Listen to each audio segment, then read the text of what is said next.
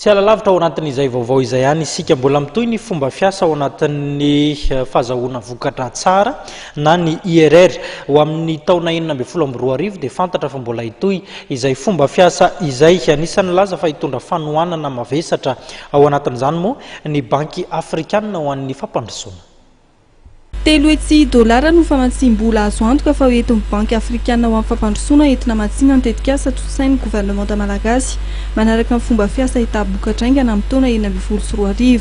Ny IRR izay fomba fiasa teraka aorian'ny fanambaran'ny Paris ny taona 2024 ary nampiarina teto Afrika nanomboka ny taona 2024 ary betsaka ny firenena afrikanina nahita tombony tamin'izany.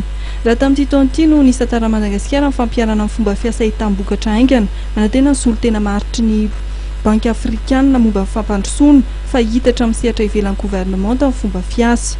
Maintenant, je profite de cette occasion pour lancer un appel aux autres partenaires techniques et financiers. Ce n'est pas la propriété privée de la BAD.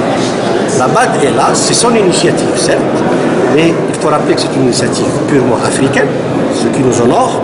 Mais quand il s'agit de financement, nous mettons ce qu'on peut mettre et on ouvre un appel, on lance un appel à tous les partenaires multilatéraux et bilatéraux qui veulent participer avec la banque. Ils sont les bienvenus.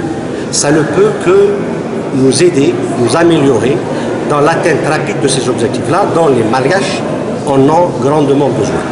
Rani fantatra akoatran'ny BAD izy mpanohana ara-bola hafa hitondra fanohanana ny tetikasa manaraka ny fomba fiasa hita-bokatra aingana any amin'ny taona 2024.